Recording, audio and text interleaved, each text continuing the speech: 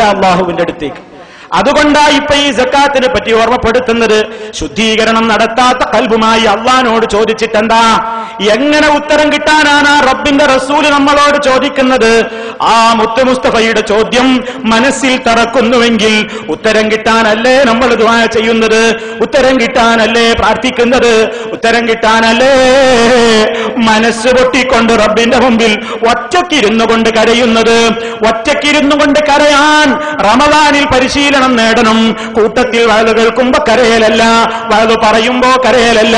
നിസ്കാരത്തിൽ ഒരാൾ കരയുന്നത് കേട്ടിട്ട് കൂട്ടക്കരച്ചിൽ കരയലുമല്ല, മറിച്ച് ഒറ്റക്കിരുന്നു കൊണ്ട് ആത്മാർത്ഥമായി തന്റെ കാര്യമെന്നോർത്തപ്പോ അതാ റജുലുൻ സക്കറല്ലാഹ ഖാലിയാ ഫഫാദത് ഐനാ.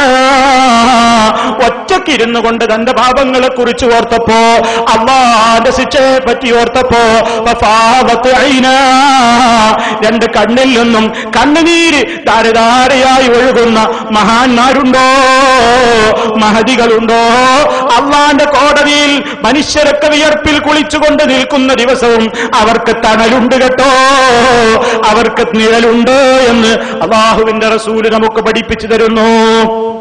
നരകം സ്പർശിക്കാത്ത കണ്ണുകളാണത്, നരകത്തെ സ്പർശിക്കാത്ത കണ്ണുകളാണത്. ഐനുൻ, ഒരു കണ്ണേരാണ് ബക്കത്ത് മിൻ ഖശിയത്തില്ലാ, അല്ലാഹുവിനെ ഭയപ്പെട്ടുകൊണ്ട് കരഞ്ഞ കണ്ണുകൾ. എത്രയെത്ര പ്രാവശ്യം നമ്മളൊക്കെ കരഞ്ഞവരാണ്. വീട്ടിലെ ഉറ്റവരുടെ മരയം കേട്ടപ്പോ കരഞ്ഞിട്ടുണ്ട്, മരണവാർത്ത കേട്ടപ്പോ പൊട്ടിക്കരഞ്ഞിട്ടുണ്ട്, അതുപോലെ തന്നെ രോഗവാർത്ത അറിഞ്ഞപ്പോ സങ്കടം കൊണ്ട് മനസ്സ് പൊട്ടിയിട്ടുണ്ട്, ദാരിദ്ര്യമോർത്തപ്പോ കരഞ്ഞിട്ടുണ്ട്, കല്യാണം കഴിയാതെ മക്കൾ വീട്ടിൽ നിന്നപ്പോ കരഞ്ഞിട്ടുണ്ട്, വീട് ചോർന്നൊലിച്ച് കെട്ടിമേയാൻ കഴിയാതെ കഷ്ടപ്പാട് ഓർത്തപ്പോ കരഞ്ഞിട്ടുണ്ട്, പല രൂപത്തിലുള്ള പ്രയാസങ്ങൾ ഓർത്ത് കരഞ്ഞിട്ടുണ്ട്, കുടുംബത്തിലെ പ്രശ്നങ്ങൾ ഓർത്ത് കരഞ്ഞിട്ടുണ്ട്, മക്കളുടെ കാര്യമോർത്ത് കരഞ്ഞിട്ടുണ്ട്.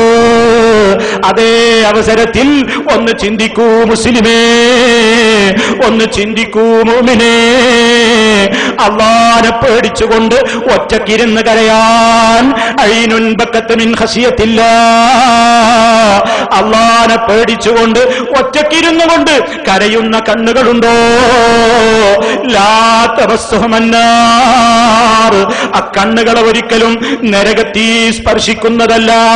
അല്ലാഹുവിന്റെ മാർഗത്തിൽ തഹറുസു ഫീ സബീലില്ലാഹ്, അല്ലാഹുവിന്റെ ദീനിന്റെ കാവലായിക്കൊണ്ട് അല്ലാഹുവിന്റെ മാർഗത്തിൽ ഉറക്കമിളച്ച കണ്ണുകളും നരകത്തീ സ്പർശിക്കുന്നതല്ല. എത്രയെത്ര കാര്യങ്ങൾ ദുനിയാവിന്റെ ഓർത്ത് കരഞ്ഞു, ആഖിറമോർത്ത് കൊണ്ട് കരയാൻ, ഖുർആൻ കേട്ട് കരയാൻ മുസ്ലിമേ നമുക്ക് സാധിച്ചിട്ടുണ്ടോ? മഹാന്മാരെ പറ്റി ഖുർആൻ പറഞ്ഞപ്പോ വൈദാ സമയൂ മാ ഉൻസില ഇലർ റസൂലി തറാ അയ്യുനഹും തഫീമു മിനദ്ദംഇ മിമ്മാ അറഫൂ മിനൽ ഹഖ്, അതാ ഹഖ് അറിഞ്ഞപ്പോ, ഹഖ് കേട്ടപ്പോ അവരുടെ കണ്ണിൽ നിന്ന് ഒഴുകിപ്പോയി. സത്യം അവരെ അറിഞ്ഞപ്പോ, സത്യം അവര് കേട്ടപ്പോ.